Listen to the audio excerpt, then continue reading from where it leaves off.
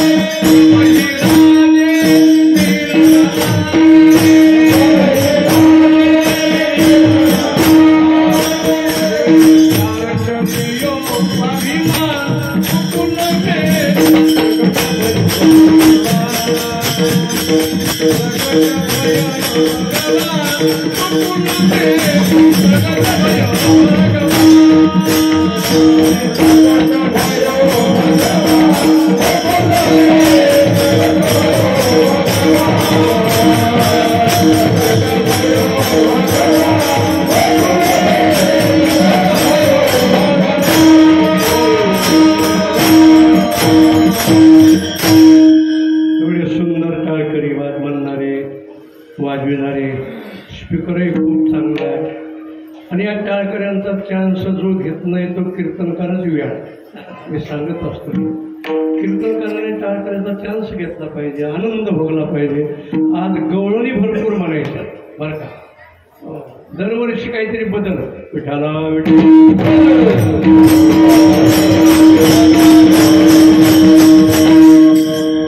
आनंद आनंद राजे लोक येऊ लागले, भेटी देऊ लागले. हनुमंतराच्या जन्माच्या निमित्ताने जसं काही लोक आजच्या दिवशी दान धर्म भरपूर करतात, जरी 7 दिवस नाही करता आलं, वर्षभर नाही करता आलं, तरी आजच्या दिवशी दानपेटीमध्ये पावत्या भरपूर फाटल्या जातात. कारण तो एक काल असतो. काल देशे कालेचे पात्रेच तत्तानम सात्विकम स्मृतम. सात्विक दानाचं वर्णन करताना देश, काल, पात्र या 3 गोष्टीचा विचार करून दान दिलं जातं. तर योग्य देश, श्री क्षेत्र बाभळगाव आहे, योग्य देश आहे, हनुमंतराचं स्थान आहे. काल, काल म्हणजे वेळ, हनुमान जन्माची वेळ आहे, आजचा दिवस चांगला आहे दान देण्याकरता. आणि पात्र, पात्र म्हणजे ज्याला दान द्यायचे. तुम्ही दान दिल्यानंतर तो काय पत्ते खेळतो पैसे घेऊन, काय करतो तो महाराज, हेही पाहिलं पाहिजे. दान तुम्ही दिलं देवस्थानला, त्याचा विनियोग काय होतो हेही महत्त्वाचं. इथला विनियोग तुम्हाला आता सांगण्याची गरज नाही, पण याचा मुकुट काय होतोय, मोठं अन्नदान काय होतंय, अन्य कोठारे काय भरपूर भरलेले आहेत. इथली एक काळी सुद्धा बाजूला जात नाही. मी चौकशी केली, सोन्याच्या मुकुटाचे संरक्षण म्हणजे करायचीच गरज नाही, मालक बसलाय कदा घेऊन. इथली काळी सुद्धा हलत नाही, कुणी नेऊच शकत नाही. किती पैसे पडू द्या, कुठेही मुकुट राहू द्या, म्हणजे देश, काल, पात्र या 3 गोष्टीचा विचार करून दान दिलं जातं. तसं त्या गोकुळामध्ये अनेक राजे महाराजे येत होते भेटी घेण्याकरता. एवढंच नव्हे, श्रीकृष्ण परमात्मा श्रीकृष्ण रूपाने अवतरण झाले ते भगवान शंकराला लागतात. भगवान शंकराने नंद दुबारे एक योगी आया, शृंगीनाद बजाए. अरे वा, भगवान शंकर नंदाच्या अंगणामध्ये वाजवले शृंगी. अल्लख पुकारला, अल्लख मया भिक्षालो. यशोदा म्हणू लागली नंद बाबाला, देख देख एक ज्वाला जोगी मेरे अंगन में आया है. जटा जोट श्री मुकुट बिराजे विभूति लगाया तनमो. बाबा लो भिक्षा. सोन्याच्या मोहरा. जसं ऐश्वर्य तशी दक्षिणा असते बरं का. दर्शन घेताना कोणी 10 रुपये, कोणी 20, 50, 500, 2000ची नोट नका देऊ, बंद झाली म्हणतात. सोन्याच्या मोहरा आणल्या यशोदा माते ने. ओ भिक्षा नहीं चाहिए मैया, तेरे लल्ला की भिक्षा चाहिए. लल्ला की म्हटली की घाबरली यशोदा. ह्याचं हे रूप, ते साप, हे आम्हाला भस्म लावलेलं, आकडा इकडा ते स्वरूप पाहिलं नाही बाबा. माझा कृष्ण भीर. यशोदा मैया तो काय भिणार आहे का? काला भिडविणार आहे तो काय भीत असतो का? शेवटी भगवान शंकराच्या मांडीवर श्रीकृष्णाला दिलेला आहे. एक देव त्या देवाकडे पाहतो, ते देव या देवाकडे पाहतो. काय आनंदी आनंद त्या ठिकाणी आहे. तुम्ही असा फोटो पाहिला असाल, भगवान शंकराच्या मांडीवर श्रीकृष्ण परमात्मा आहे, पहा, अवश्य फोटो पाहिजे.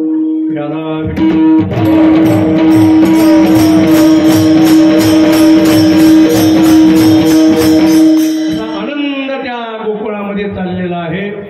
गोकुळी आनंद प्रगटले सुख.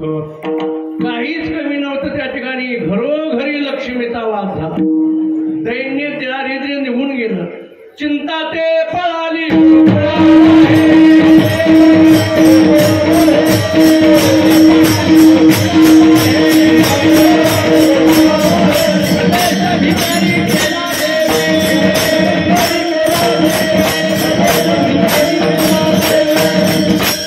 चिंता गेली.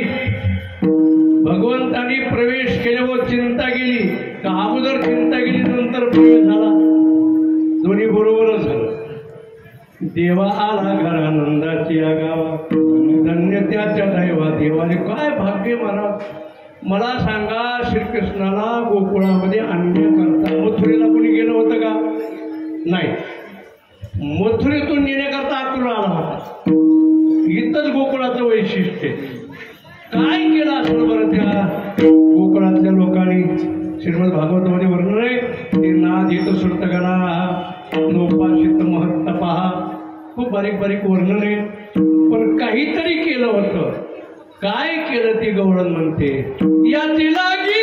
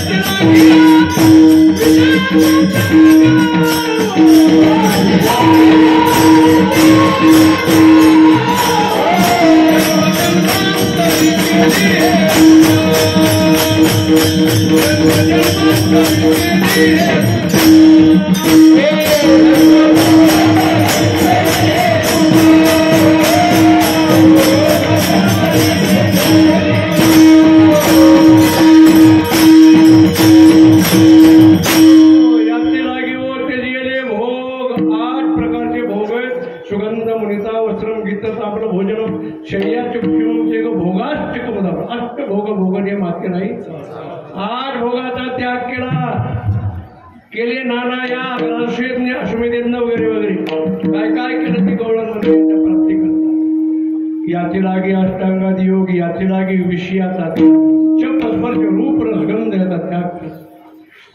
याच्याकरता नाही नाही त्या साधना केल्या, जन्मजन्मांतरी केली हे सूचना. म्हणून भगवान परमात्मा उगीच नाही मला होऊन त्या ठिकाणी आला आणि त्या ठिकाणी असणाऱ्या गोपाळ गवळणी गाई यांना किती सुख मिळालं मला. गोकुळीच्या गवळीया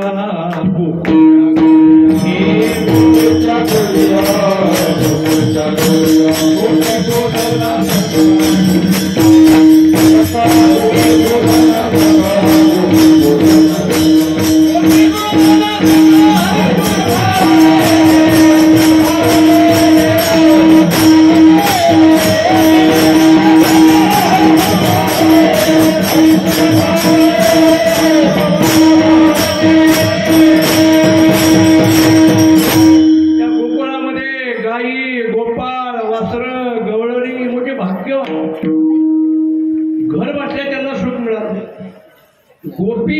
मी सांगत असतो गोपी शब्दाचा अर्थ गाम पिबती ती गोपी, गोपी ही पिबती ती गोपी ही. गाम म्हणजे ब्रह्म, ब्रह्मरसाचं सेवन करते ती गोपी.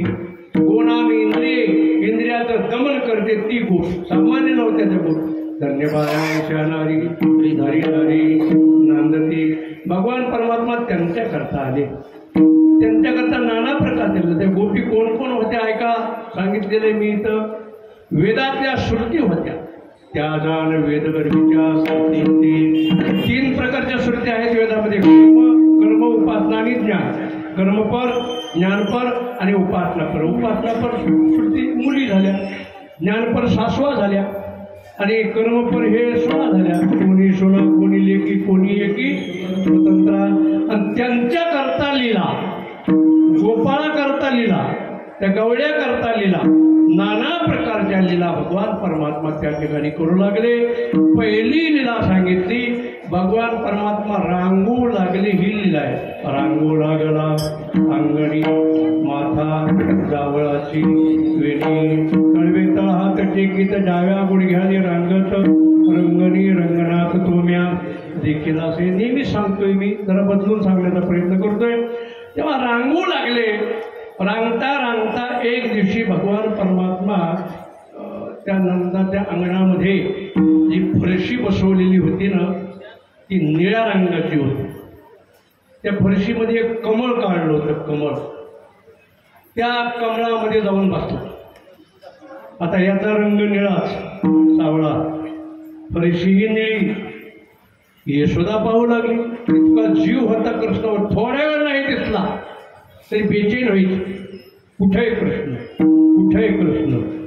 घरातल्या घरात 150 खणाचा वाडा होता. 150-200 खणाचा वाडा, राजवाडा मोठा.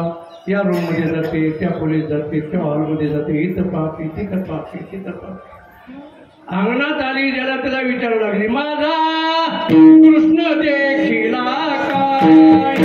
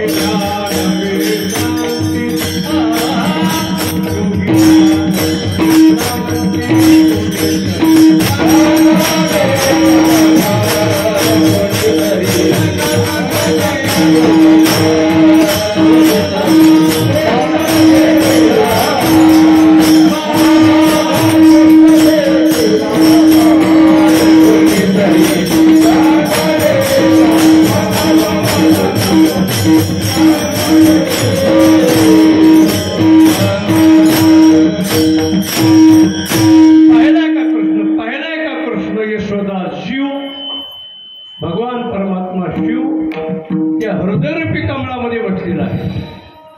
त्याच्या हृदयामध्ये मी यशोदा पाहते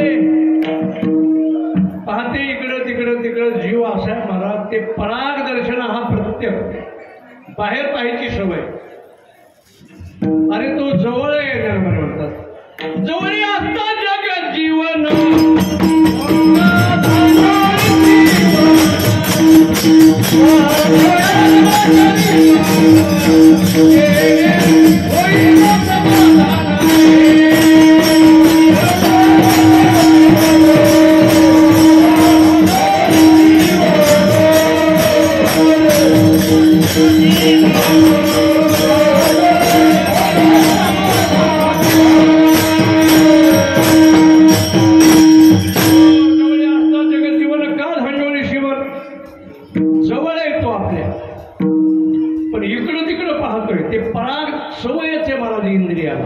ते पराग दर्शनाला प्रत्येक पद्धतीने सांगते, बाहेर पाहायची सवय. म्हणून त्या काल्याच्या कीर्तनाने वर्णने म्हणती करा मुरडीव, मुरडीव करायचे असते. काही पदार्थ मुरडायचे असतात. पुरुषापेक्षा महिला मंडळाकडे जावं लागेल. करंज्या करतात, करंज्या, आणि करंज्या केल्यानंतर त्या मुरडतात. का मुरडतात? मुरडतात का? आतला मसाला बाहेर जाऊ नये. कारण करंजीला महत्व आतल्या मसाल्यामुळे. आतला मसाला नसेल तर वरच्या खापर खुंट्या कुणी खाणार नाही. तसं इंद्रियरूपी ही द्वारं ही जर मोकाट असतील, पण ती बहिर्मुख असणारी अंतर्मुख करायची असतात. बाहेर पाहतोय हा पराग दर्शन, हा यशोदा फिरायला लागली. भगवान परमात्मा तिथंच हृदय कमळामध्ये बसलेला आहे. अशा लीला, अनेक लीला सांगता येतील मला. पुढं रांगत असताना एक दिवशी श्रीकृष्णाने माती खाली. माती का खाली त्याचे कारण बरेच सांगितलेले आहे. लहान मुलांना माती आवडते म्हणून खेड्यातली मुलं आपली माती खातात, नाही का नाही? कुठे रस्त्यात जातात, कुठे जातात, माती खातात. आता शहरच्या लोकांना माती पाहायलाच मिळत नाही. सगळी फरशी बसवलेली, सिमेंट कॉन्क्रीट. त्या लेकराला माती खायला मिळत नसेल, खात नसतील ते, असं वाटतं का तुम्हाला? नाही, रांगत रांगत जातात तर तुळशीच्या कुंडीतली खातात. तुळस काही सिमेंटात वाढत नाही. झाडं, कुंडी तिथे पण खातातच. श्रीकृष्णाने जशा लीला केला तसे आपले लेकरं करतात. त्या माती खाल्ली, दोन्ही खाऊन खाऊन तोंड मोचूळ व्हायचं म्हणून माती खाल्ली. माती खाण्याचे अनेक कारणं सांगितलेले. एक कारण असं आहे माती खाण्याचं, पृथ्वी काराने घेऊन गेली होती. त्या पृथ्वीला सांगण्याकरता तुला मी पोटामध्ये ठेवतो म्हणून माती खाल्ली. दुसरे कारण असे, त्या अंगणामध्ये जायचे आणि माती खायचे. ज्या मातीला माझ्या भक्ताचे पाय लागले, ज्या गवळणीचे पाय लागले, ज्या गोपाळांचे पाय एवढे श्रेष्ठ माझे भक्त, त्यांचं चरणरस आपण सेवन करावं म्हणून भगवंतांनी माती खाल्ली. माती खाल्ल्यानंतर यशोदा रागावली. माती खाऊ नको, पोटातले रोग वाढतात. धरला हाताला, जाऊन या घरीला करी वैष्णवीला मांडीवरी.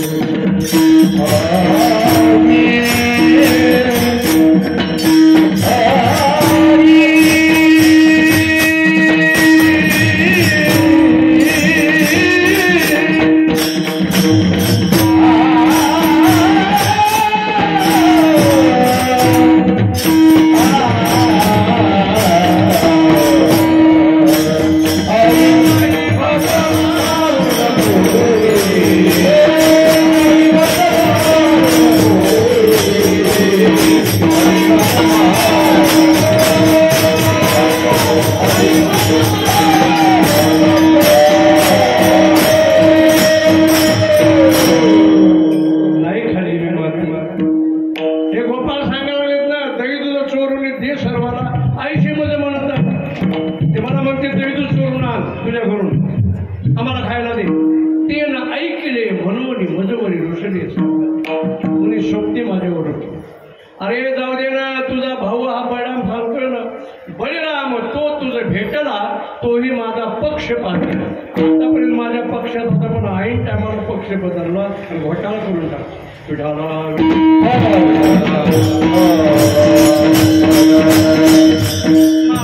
तिने उगालेली 514 भुवन गाठवली त्या लीला अनेक अनेक अनेक लिला.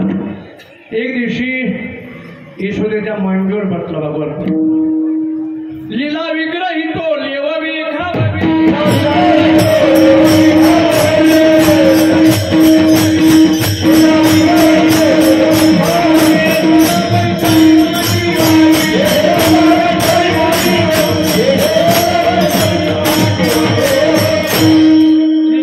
मांडीवर बसलेला आहे. नंदबाबाकडे एकदा पाहतो, आईकडे एकदा पाहतो, बळीराम दादाकडे एकदा पाहतो, राधिका उभी होती राधा तिच्याकडे एकदा पाहतो. तेव्हा यशोदेने विचारलं, कृष्णा अरे काय पाहतो सारखं? तुम्हाला आई नंदबाबा गोरे, यशोदा मैया तू गोरी, राधा गोरी, मी काका सगळे गोरे आणि मीच काकाला जन्माला आलो. अवघडे की नाही? विठाला विठाला यशोमती मैया से बोले नंदना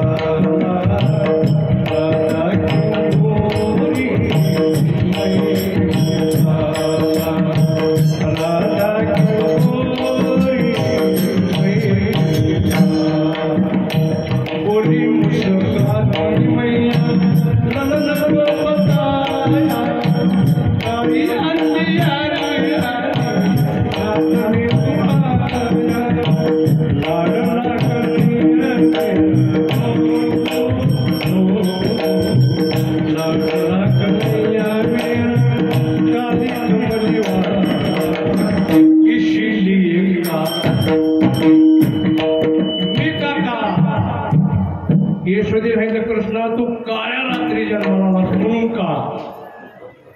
कृष्ण म्हणा, आई काहीतरी सांगतेस तू. जेवढे जेवढे रात्रीला जन्माला ते सगळे काळे जन्माला होतात. खोटं बोलतेस तू, दुसरं कारण असलं पाहिजे. ऐक म्हणले, बोली मुस्काती मैया सुनो मेरे प्यारे, गोरी गोरी राधिका के नैनो गजरारे, काळे नैनो वाली काळे नैनो वाली ऐसा जादू डाला इसीलिए.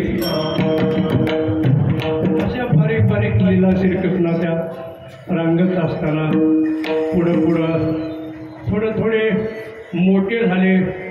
बाळ गोपाळ सगळे जमवायचे. आणि एक दिवशी काय केलं श्रीकृष्णाने, माखन तर खाल्लंच लोणी, पण माकडाला खाऊ घालायला. माकडं वानर माकडं त्यांना खाऊ घालायला लागला. का? पहिल्या अवतारामध्ये यांनी माझं फार काम केलं, निष्काम सेवा केली. पगारही नाही, बोनसही नाही, भत्ताही नाही. बिगर भत्त्याचा प्रचार. असे कार्यकर्ते जर मिळाले किती चांगले.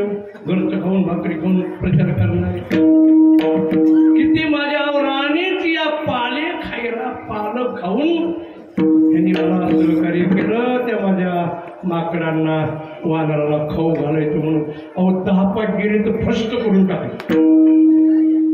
हे सुद्धा म्हणजे एवढं मोठं माखन झालं काय? हे कृष्णा दोन्ही खाल्लंस तू? नाही आई, मैं नहीं माखन खायो यशोदा मैया, मैं नहीं माखन नाही आई, मी कशाला माखन खाल्लं?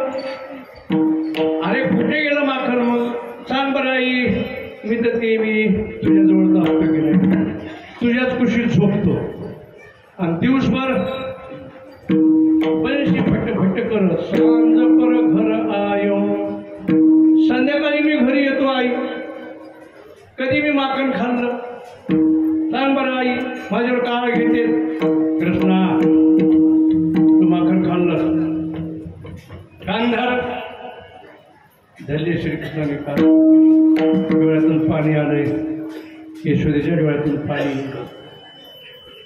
कानधार धरले. कुटुंब सकाळ काढ. काय चमत्कार एवढा अखिलकोटी ब्रह्मांड परमात्मा यशोदे पुढे बैठका काय काढतो, कान काय धरतो.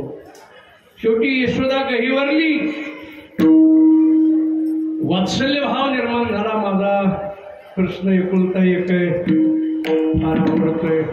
सांगितलं कृष्णा नाही तू माखण खाल्लं. तई नाही माखण काय सुरदास प्रभूंनी सुंदर वर्णन केले. नाही खाल्लं तू बाळा माखण. आता हिला माहिती खाल्लं, त्याला माहिती खाल्लं. हा म्हणतो नाही खाल्लं, ती म्हणती खाल्लं, आणि ती काय म्हणते पुन्हा नाही तू बाळा माखण खाल्लं. आई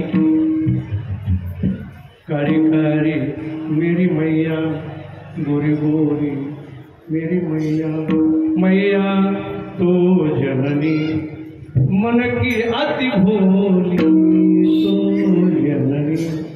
आई तू फार भोळी आहेस. बोलता बोलता सुरदास प्रभू म्हणतात असा चमत्कार झाला.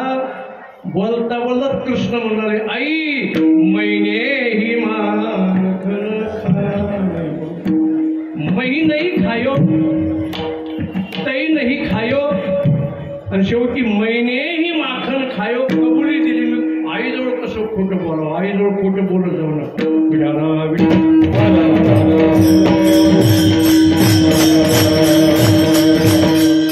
बारीक बारीक बरिलेलं त्या गोकुळामध्ये चाललेले आहेत. शेवटी गोपाळाकडे पाहिलं श्रीकृष्णाने. सगळे पाप्याची पितर हाताने घेतलं तर फूक केलं तर तीन तिकिटावर उडून जातील देवगावला. ए पर्यावो, तुमच्या घरी तर एवढं मोठं दही दूध तूप लोणी आहे.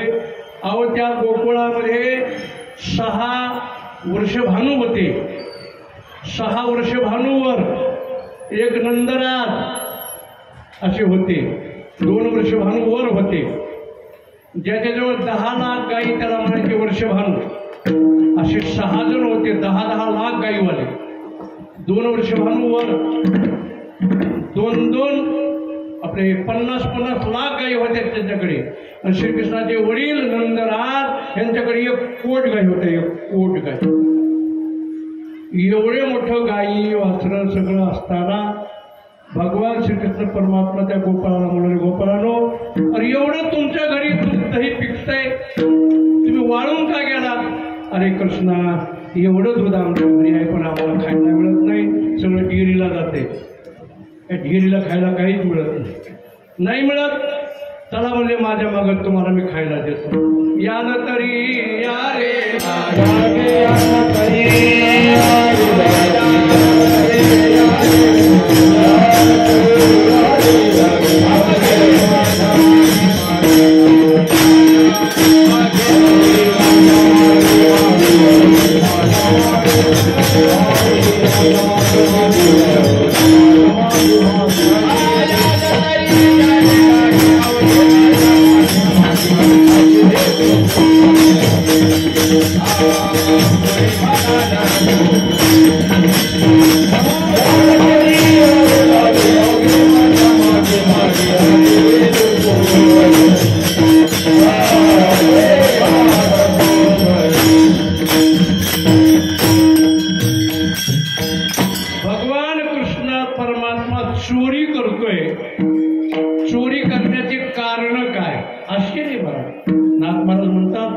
साक्षात परब्रह्म करू निघाला चोरी कर्म धरुणे बाळल्या संभ्रम आवडी परम नवनीताचे नामदेव फार सुंदर वर्णन करतात.